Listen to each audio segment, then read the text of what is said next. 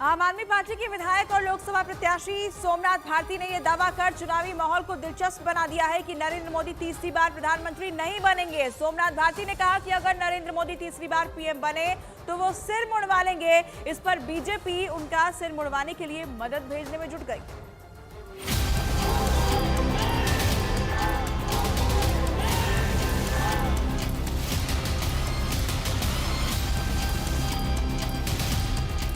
लोकसभा चुनाव के नतीजों से पहले आए तमाम एग्जिट पोल में एनडीए रिकॉर्ड सीटें जीतती नजर आ रही है।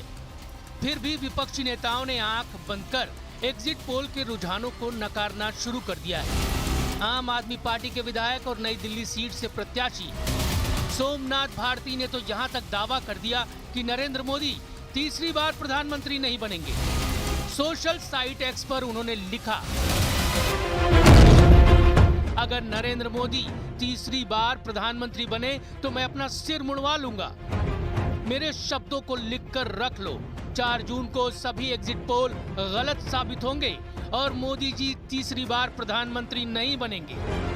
दिल्ली में सभी 7 सीटें इंडिया गठबंधन को मिलेगी। सोमनाथ भारती के इस दावे पर बीजेपी की ओर से प्रतिक्रिया आने में देर नहीं लगी। न्यूज 18 इंडिया से खास बातचीत में केंद्रीय मंत्री संजीव बालियान ने कहा कि नाई उनके घर के बाहर ही बैठा है। सोमनाथ भारती जब कहे तब भेज दूं। मेरा बाल काटने के लिए मेरा नाई बाहर बैठा है, सोमनाथ भारती के लिए भेज देता हूं। कटवाने की जरूरत पड़ेगी, मुजफ्फरनगर का अच्छा नाई भेजूंगा उनके लिए। वहीं बीजेपी नेता तेजिंदर बग्गा ने संजीव बालियान से भी 2 कदम आगे बढ़ते हुए सोशल साइट एक्स पर लिखा कि मेरे प्रिय मित्र सोमनाथ भारती का कहना है कि अगर मोदी फिर से प्रधानमंत्री बने तो अपना सिर मुड़वा लेंगे। मैं इस महान कार्य में अपना योगदान देना चाहता हूं। कृपया आवश्यक कार्रवाई करें और वीडियो अपलोड करें।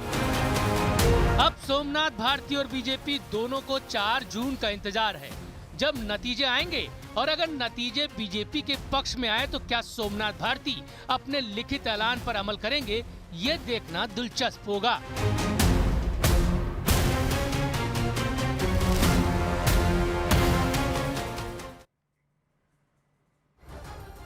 और बड़ी खबर आपको बता दें कि अरुणाचल प्रदेश के विधानसभा चुनावों में बीजेपी को पूर्ण बहुमत मिल चुका है, जबकि प्रचंड बहुमत की ओर बीजेपी बढ़ती दिख रही है। वहीं सिक्किम में सत्ताधारी एसकेएम विपक्ष का सुपड़ा करीब करीब साफ कर दिया गया है।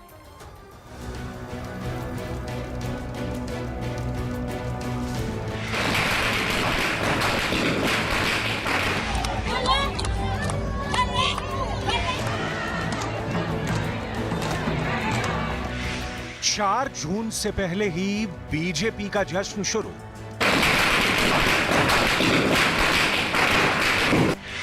अरुणाचल प्रदेश में बहुत बड़ी जीत की ओर बीजेपी।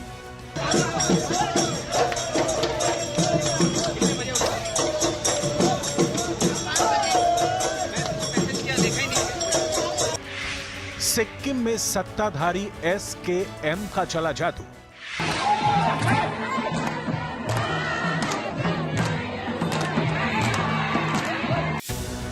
यूं तो बीजेपी कार्यकर्ता देश भर में 4 जून को बहुत बड़ा जश्न मनाने की तैयारी कर रहे हैं, लेकिन अरुणाचल प्रदेश ने बीजेपी को जश्न मनाने का मौका पहले ही दे दिया।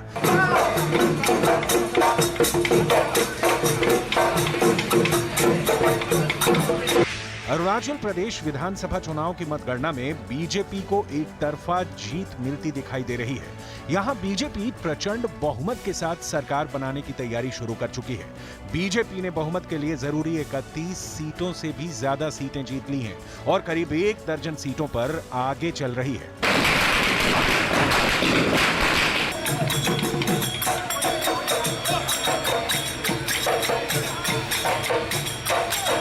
अरुणाचल प्रदेश की 60 विधानसभा सीटों में से 50 सीटों पर मतदान हुआ था। यहां पर बीजेपी के 10 उम्मीदवार पहले ही निर्विरोध चुनाव जीत चुके हैं।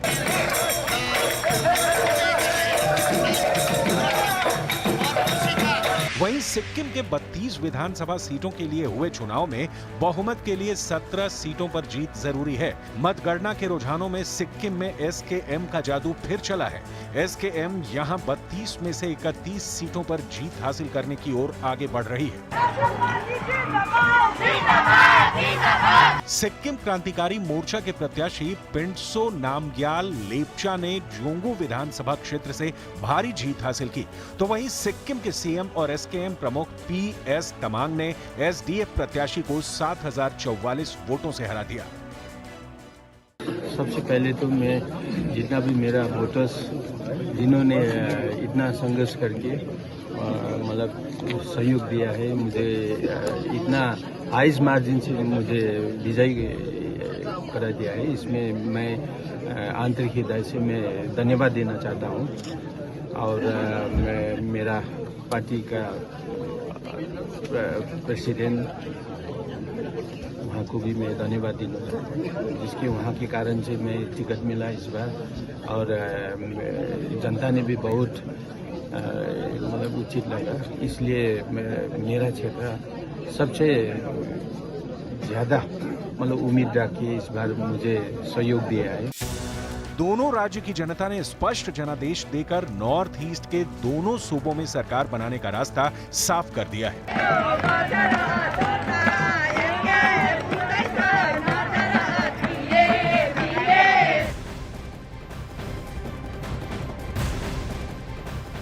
और पश्चिम बंगाल की संदेश खाली में फिर से हिंसा भड़कने की खबर सामने आई है। स्थानीय महिलाओं ने पुलिस टीम पर हमला किया है। राज्यपाल सीवी आनंद बोस ने ममता बनर्जी से इस पूरे मामले की रिपोर्ट मांगी है। बीजेपी का टीएमसी पर संदेश खाली के लोगों को डराने की कोशिश करने का आरोप भी है। तो बड़ी खबर, बंगाल के राज्यपाल ने ममता बनर्जी से इस पूरे मामले पर रिपोर्ट भी तलब कर दी है। एक बार फिर से संदेश खाली में हिंसा भड़कने की जानकारी जो है वो सामने आई है, जहां पर पुलिस की टीम पर अटैक हुआ है। बंगाल के राज्यपाल ने ममता सरकार से इसे लेकर रिपोर्ट भी तलब की है। टीएमसी ने इस मामले पर डराने का आरोप लगाया है।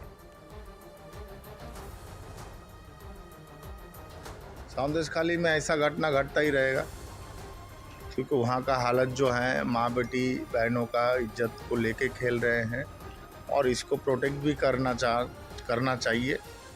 आज आगे जाके देखते हैं कि सरकार क्या एक्शन लेते हैं इसके विरोध, इसके अगेंस्ट में। अगर खराब परिस्थिति तैयार होता है तो सेंट्रल गवर्नमेंट को भी हस्तक्षेप करना पड़ेगा, ऐसा सिचुएशन आएगा तो। और अमित मालवीय ने ट्वीट कर टीएमसी पर इसे लेकर निशाना साधा है। अमित मालवीय ने अपने पोस्ट में लिखा है कि बंगाल में टीएमसी की सरकार संदेश खाली के लोगों को डराने की कोशिश कर रही है। तो ये अमित मालवीय का ट्वीट है। बंगाल में संदेश खाली की जो घटना है उसे लेकर उन्होंने ये ट्वीट किया है। टीएमसी की सरकार संदेश खाली में लोगों को डराने की कोशिश कर रही है।